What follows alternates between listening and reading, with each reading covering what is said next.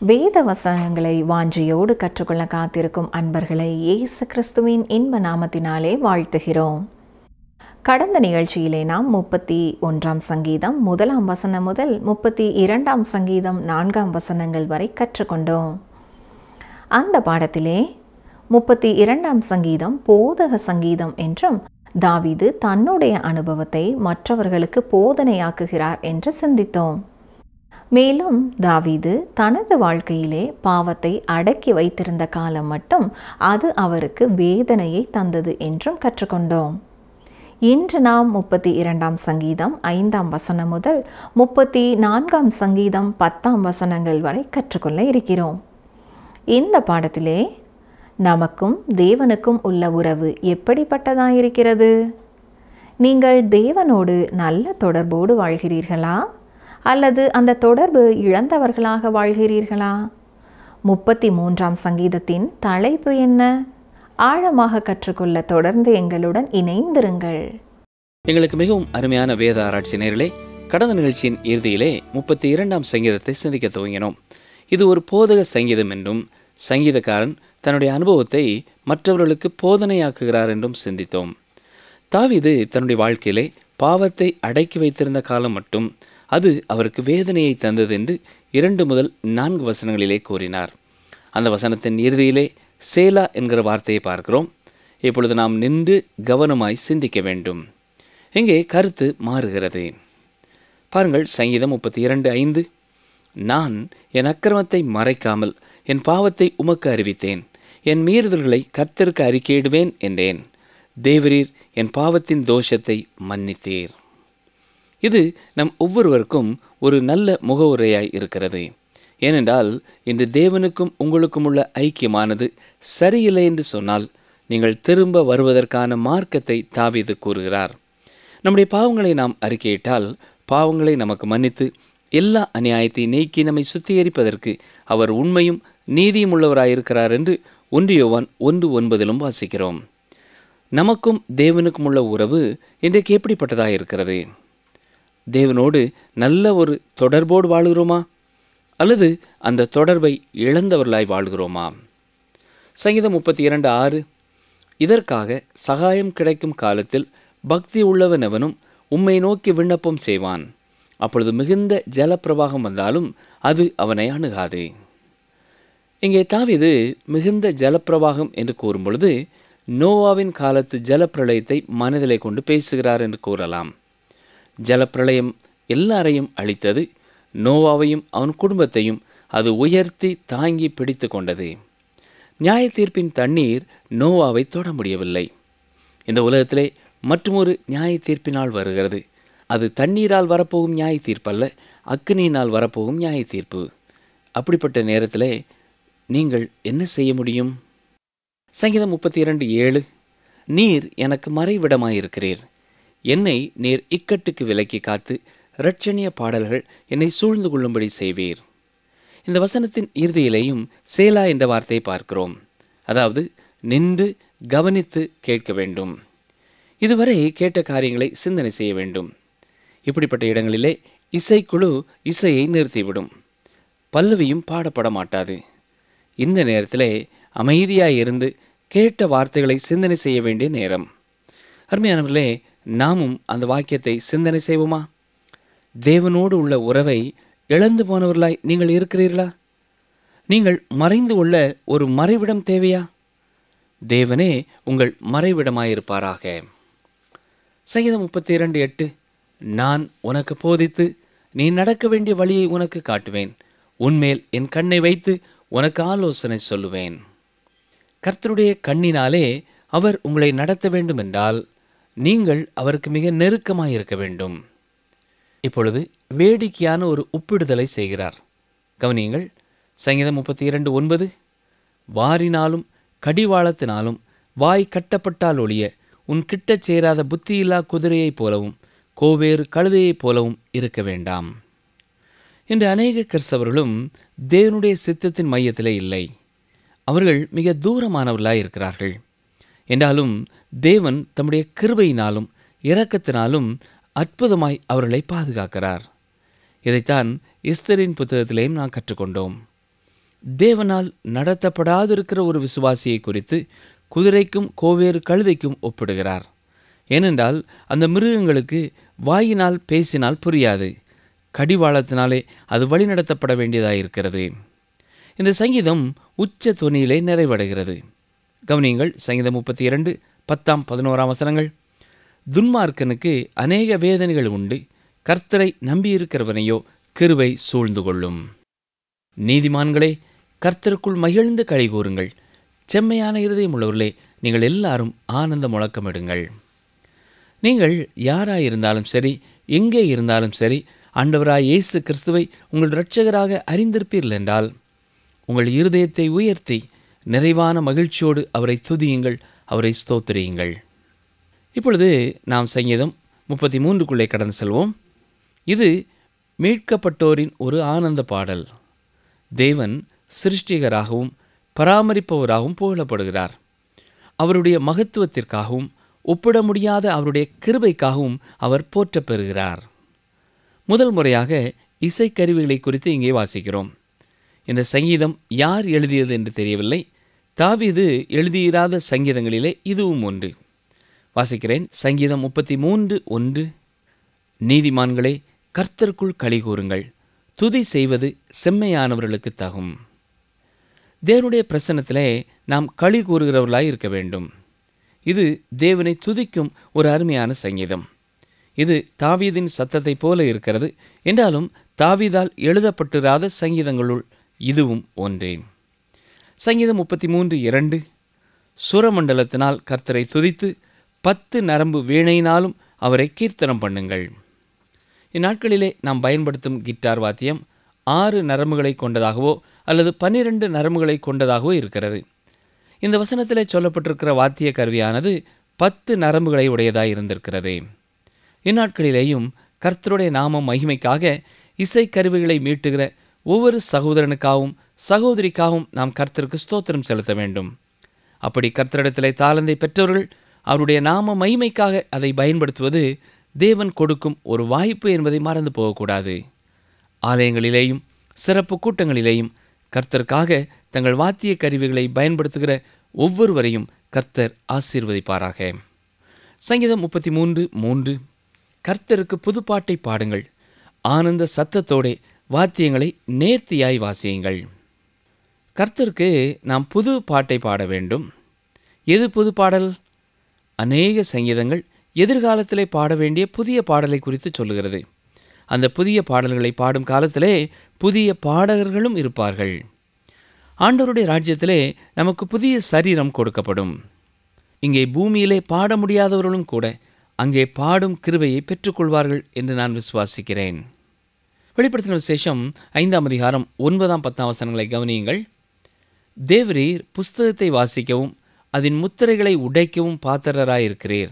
ஏனெனில் நீர் அடிக்கப்பட்டு சகல கோத்திரங்களிலும் பாஷைக்காரரிலும் ஜனங்களிலும் ஜாதிகளிலும் இருந்து எங்களை தேவனுக்கென்று உம்முடைய இரத்தத்தினாலே மீட்டுக்கொண்டு எங்கள் தேவனுக்கு முன்பாக எங்களை ராஜாக்களும் ஆசாரியர்களும் ஆக்கினீர். நாங்கள் பூமியிலே அரசாளுவோம் என்று புதிய பாட்டை பாடினார்கள். தேவனே நம்முடைய சிருஷ்டிகர்.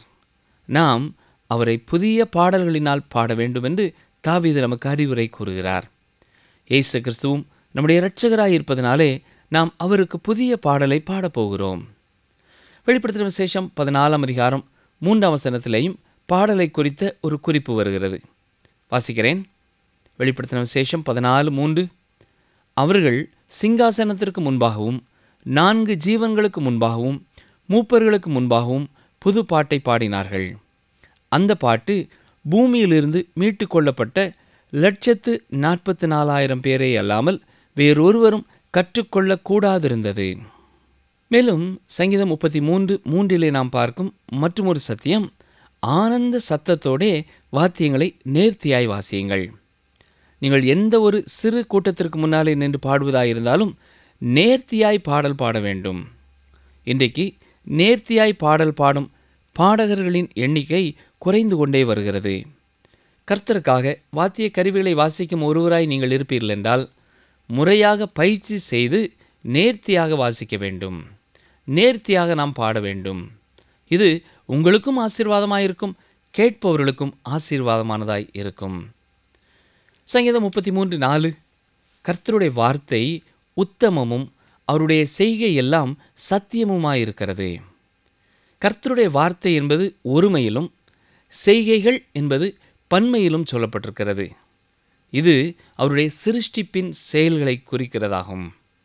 சங்கீதம் 33:6, கர்த்தருடைய வார்த்தையினால் வானங்களும் அவருடைய வாயின் சுவாசத்தினால் அவைகளின் சர்வ சேனையும் உண்டாக்கப்பட்டது. கர்த்தருடைய வார்த்தை வல்லமை உள்ளது. இந்த வசனத்தின் தொடர்பாக ஒரு ஊழியர் கூறும்பொழுது, ஒரு குறிப்பிட்ட பாடகர் பாடிய குரலின் விளைவினாலேயே ஒரு கண்ணாடியை உடைக்க முடிந்ததை பார்த்தேன் என்று எழுதியிருக்கிறார். மனிதனுடைய சத்தத்திற்கே அத்தனை வல்லமை என்றால், தேவனுடைய வார்த்தை, தேவனுடைய சத்தம் எவ்வளவு வல்லமை நிறைந்ததாக இருக்கும் என்பதை சற்றே எண்ணி பாருங்கள். அவர் தன்னுடைய வல்லமையை அழிப்பதற்கல்ல, சிருஷ்டிப்பதற்கு பயன்படுத்தினார். வெளிச்சம் உண்டாக கடவுது என்றார், அது உண்டாயிற்று.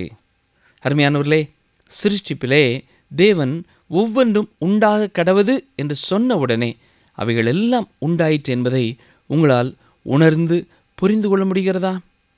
இது மிக முக்கியமான ஒன்றே.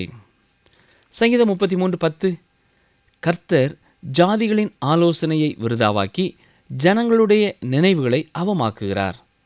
இன்று தேவனை மறந்து தங்கள் சொந்த திட்டங்களை வகுக்கிற ஜனங்களின் ஆலோசனைகளையும் கர்த்தர் அவமாக்குகிறார். வசனம் 12, கர்த்தரை தங்களுக்கு தெய்வமாக கொண்ட ஜாதியும் அவர் தமக்கு சுதந்திரமாக தெரிந்து கொண்ட ஜனமும் பாக்கியமுள்ளது. இது இந்த உலக மக்கள் பார்க்கும் இடங்களிலே எழுதப்பட வேண்டிய ஒரு வசனம். வசனம் 13, கர்த்தர் வானத்திலிருந்து நோக்கி பார்த்து எல்லா மனுபுத்திரரையும் காண்கிறார். தேவன் நம்முடைய தேசத்தை நோக்கி பார்க்கிறார். தேசத்தை ஆளும்படி அவர் வைத்திருக்கிற தலைவர்களை நோக்கி பார்க்கிறார். அவர் என்னை நோக்கி பார்க்கிறார். அவர் உங்களையும் நோக்கி பார்க்கிறார். அவருடைய கண்களுக்கு யாரும் தப்ப முடியாது. சங்கீதம் 33:16, எந்த ராஜாவும் தன் சேனையின் மிகுதியால் ரட்சிக்கப்படான், சௌரியவானும் தன் பலத்தின் மிகுதியால் தப்பான். மகத்துவமான போர் படையுடன் தான் தேவன் இருப்பார் என்று நெப்போலியன் கூறினார்.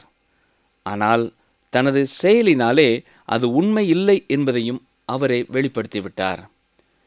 நெப்போலியனிடத்திலே தான் மகா பெரிய சேனை இருந்தது. ஆனால் அவர் தோற்று போய்விட்டார். ஆம் பிரியமானவர்களே, மிக பெரிய வெடிகுண்டு வைத்திருக்கிறவர்களோடு தேவன் இருக்கிறதில்லை. யாரோடு இருக்கிறார்? சங்கீதம் 33:18, தமக்கு பயந்து தமது கிருபைக்கு காத்திருக்கிறவர்களின் ஆத்துமாக்களை மரணத்திற்கு விடுவிக்கவும். கவனித்தீர்களா? கர்த்தர் யாரோடு இருக்கிறார்? அவருக்கு பயப்படுகிறவர்களோடு கூட அவர் இருக்கிறார். அவருடைய கிருபைக்கு காத்திருக்கிறவர்களுடைய ஆத்துமாக்களை மரணத்திற்கு விலக்கி காக்கும்படியாக அவர்களோடு கூட இருக்கிறார். வசனம் 21, அவருடைய பரிசுத்த நாமத்தை நாம் நம்பியிருக்கிறபடியால் நம்முடைய இருதயம் அவருக்குள் களி கூறும். ஆம் பிரியமானவர்களே, எந்த ஒரு காரியத்திலேயும் கர்த்தரை நாம் முழுமையாய் நம்பியிருக்கும் பொழுது நம்முடைய உள்ளத்திலே ஒரு ஆழமான சமாதானம் மட்டுமல்ல, ஒரு களி கூறுதலும் தங்கியிருக்கும். இன்றைக்கு புதிய வழிமுறைகளை கற்றுக் கொடுக்கிற பல கூட்டங்களுக்கு அலைந்து தெரிவதை விட கர்த்தருடைய வார்த்தையிலேயே நீங்கள் ஏன் தங்கி தாபரிக்கக்கூடாது? சங்கீதங்களை உங்களுக்கு சொந்தமாக்கி கொள்ளும் பொழுது உங்கள் உள்ளங்களுக்கு அது ஆறுதலை கொடுப்பது மட்டுமல்ல, திருச்சபையின் பல பிரச்சனைகளுக்கும் அதே தீர்வாயிருக்கும். இப்பொழுது தொடர்ந்து 34ஆம் சங்கீதத்தை பார்ப்போம். இந்த சங்கீதத்திற்கு ஒரு முகவுரை கொடுக்கப்பட்டிருக்கிறது. தாவீது அபிமெலேக்குக்கு முன்பாக வேஷம் மாறின போது அவனால் துரத்தி விடப்படுகையில் பாடின சங்கீதம் என்று பார்க்கிறோம். இந்த சம்பவத்தை நாம் படித்தது உங்களுக்கு ஞாபகத்தில் இருக்கிறதா? சவுல் ராஜா தாவீதை கொல்ல விரட்டி வந்தான்.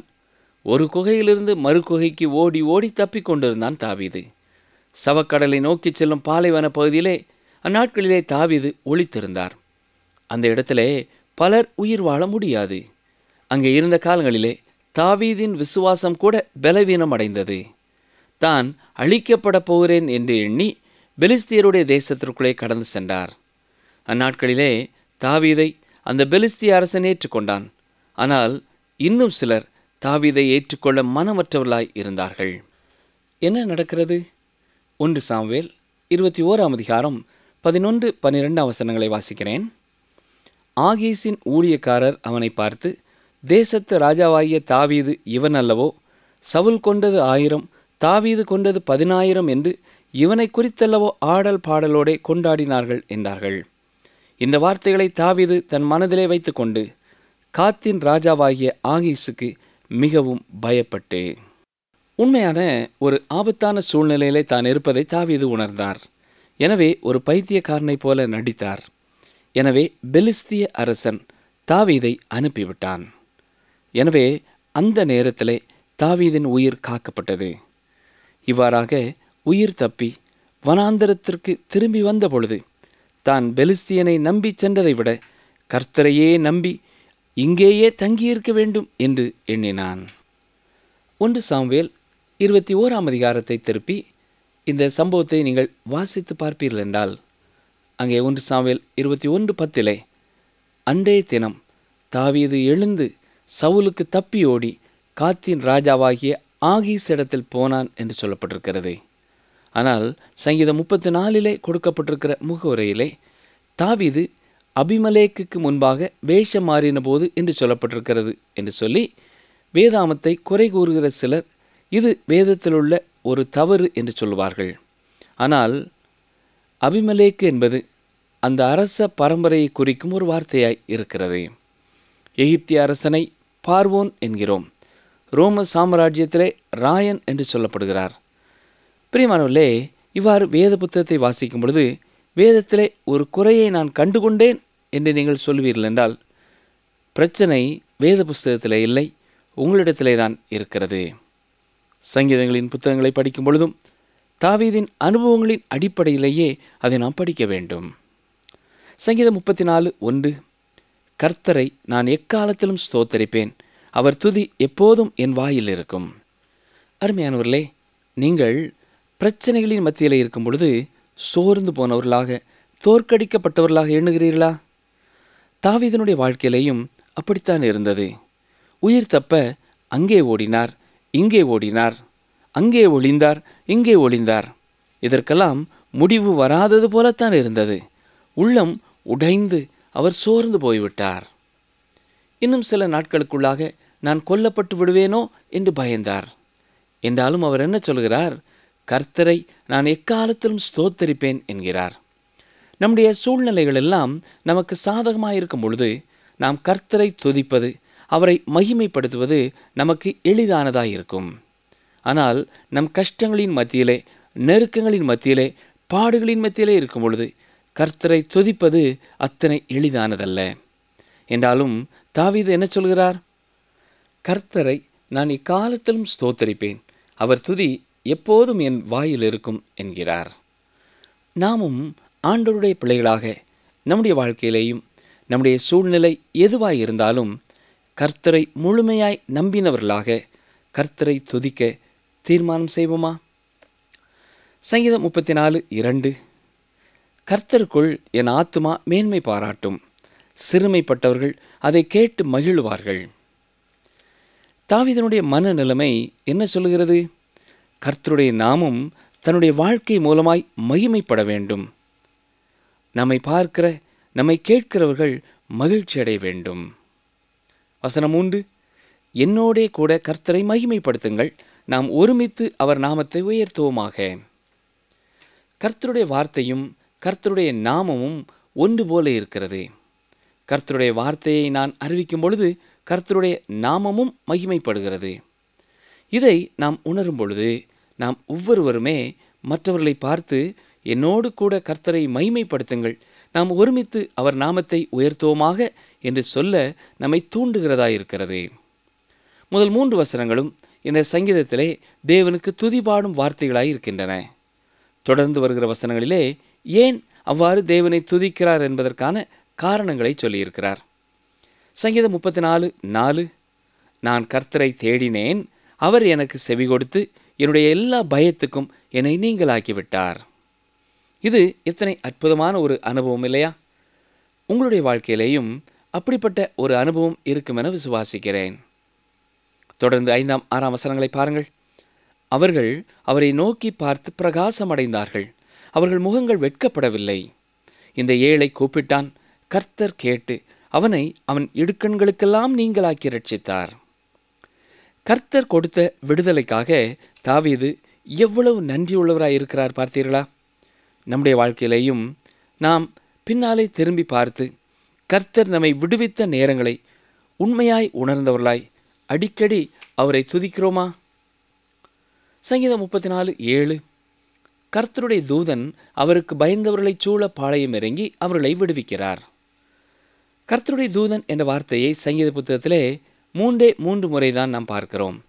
முதலாவது 34ஆம் சங்கீதம் 7ஆம் வசனத்திலே வருகிறது. பின்னர் சங்கீதம் 35, 5ஆம் 6ஆம் வசனங்களிலேயும் பார்க்கிறோம். பழைய ஏற்பாட்டிலே கர்த்தருடைய தூதன் என்று சொல்லப்பட்டிருக்கிற நபர் ஆண்டவராய் இயேசு கிறிஸ்துவே. புதிய ஏற்பாட்டிலே அவரை குறித்து சொல்லும் பொழுது அவரை கர்த்தருடைய தூதன் என்று நாம் பார்க்கிறதில்லை.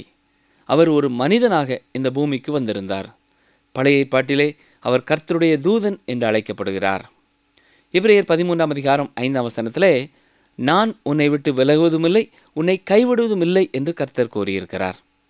அது மட்டுமல்ல, மத்தேயு 28ஆம் அதிகாரம் 20ஆம் வசனத்திலேயும் இதோ உலகத்தின் முடிவு பரியந்தம் சகல நாட்களிலும் நான் உங்களுடனே கூட இருக்கிறேன் என்று இயேசு கூறியிருக்கிறார். இப்பொழுது தாவீது ஒரு அழைப்பு கொடுக்கிறார். பாருங்கள், சங்கீதம் 34:8 கர்த்தர் நல்லவர் என்பதை ருசித்து பாருங்கள், அவர் மேல் நம்பிக்கையாயிருக்கிற மனுஷன் பாக்கியவான்.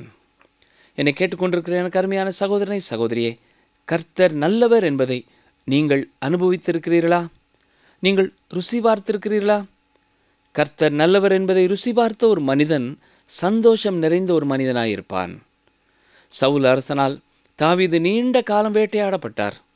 குகைகளிலேயும் மலைப்பாங்கான பகுதிகளிலேயும் ஒளிந்து மறைந்து வாழ்ந்து கொண்டிருந்தார். அந்நாட்களிலே கண்ட ஒரு காட்சியைத்தான் 10ஆம் வசனத்திலே கூறியிருக்கிறார்.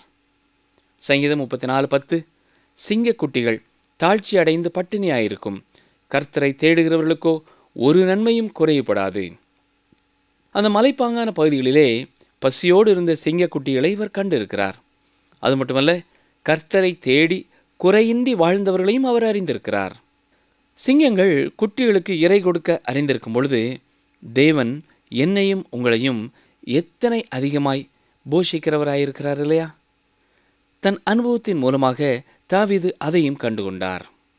இன்றைக்கு பலர் ஞாயிறு கிறிஸ்தவர்களாய் இருக்கிறார்கள். ஞாயிறு தோறும் ஏதாவது ஒரு ஆலயத்திற்கு போகிறார்கள், ஏதாவது ஒரு பாடலை பாடுகிறார்கள், ஒரு செய்தியை கேட்கிறார்கள், முடிவு கீதம் பாடி வீட்டிற்கு வந்து விடுகிறார்கள். அதோடு அவர்களுடைய கிறிஸ்தவ வாழ்க்கை முடிவடைந்து விடுகிறது. பிரியமான சகோதரனை சகோதரியே, நீங்கள் கர்த்தரை நோக்கி கூப்பிடும் பொழுது அவர் உங்களுக்கு அவசியமானவைகளை கொடுக்கிறவராய் இருக்கிறார். அவர் நல்லவர், அவர் வல்லவர், அவர் பாவங்களை மன்னிக்கிறவர் என்பதை உங்கள் தனிப்பட்ட வாழ்க்கையிலே அனுபவித்திருப்பீர்கள் என்றால் நிச்சயமாக உங்கள் அனுதின தேவைகளையும் அவர் சந்திக்க வல்லமையுள்ளவராய் இருக்கிறார் என்பதையும் புரிந்திருப்பீர்கள். இன்றைக்கு தேவை நிறைந்த ஒரு சூழ்நிலையிலே நீங்கள் இருப்பீர்கள் என்றால் முதலாவதாக கர்த்தர் நல்லவர் என்பதை அனுபவியுங்கள். அவர் தரும் இலவச ரட்சிப்பை பெற்றுக்கொள்ள உங்கள் உள்ளத்தை திறந்து கொடுங்கள்.